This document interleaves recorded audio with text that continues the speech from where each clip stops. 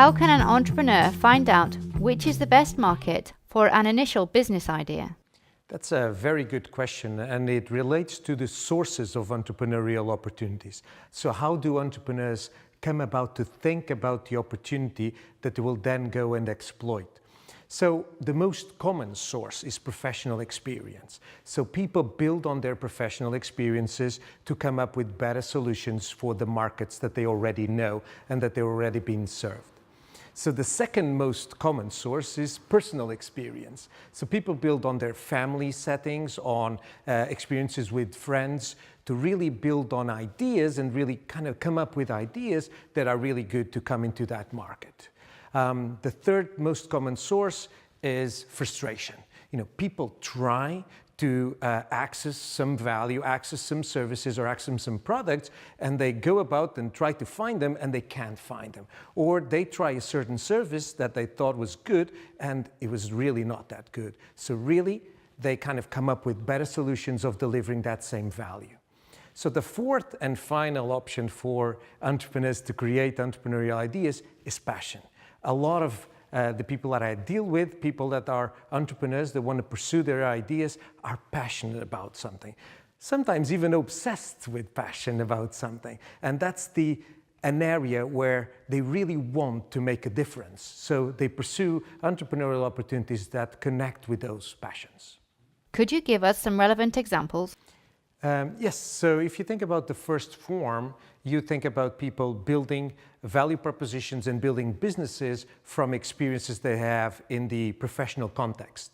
So often people that have worked in restaurants or in gyms, they open a restaurant or a gym. And they do that because they know how the business works, they know how to deliver that value, and they know what makes or breaks that business. When you're talking about entrepreneur individuals that open personal businesses, is really about emotion. So it's really about how do they understand the emotion of that business and how do they experience that emotion and turn that into a value proposition. So let's say that they come from a family where people often ask for food to be delivered at home.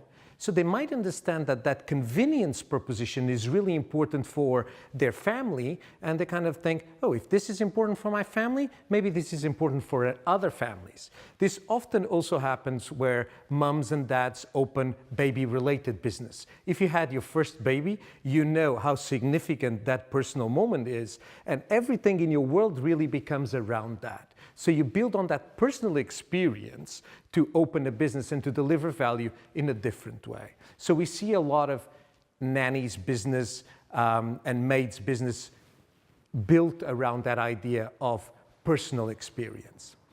The third most common form, I said, was frustration. So if you think about a lot of us go and try to access a service, and we cannot find the solution that we were hoping for. And most of the times we can't even find the solution that we thought existed in the market.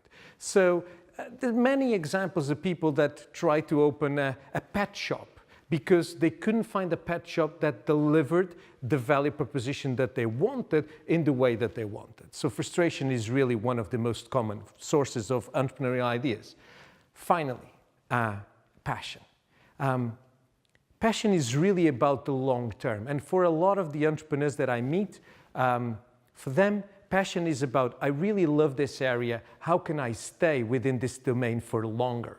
So for them, it's really about a choice in their life. So often when I recognize a passionate entrepreneur, I ask this person if she or he is willing to stay in that domain, in that market for 10 years, if she or he wants to make a change in 10 years. And that's really about, I've met an entrepreneur very recently that was in surfing.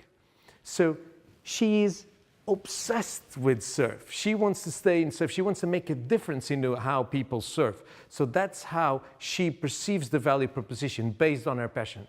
First of all, she wants to surf every day and be part of that surfing community. So she's creating a business around that allows her to fulfill her personal passion, first of all, and then the business comes second. So the business is almost an extension. And these are one of the most powerful types of businesses that you can create. But if you're really committed with your passion, you can really make a long-lasting change in that market because you know the market quite well, you've got the inner drive, so you really can make something significant and meaningful for that market.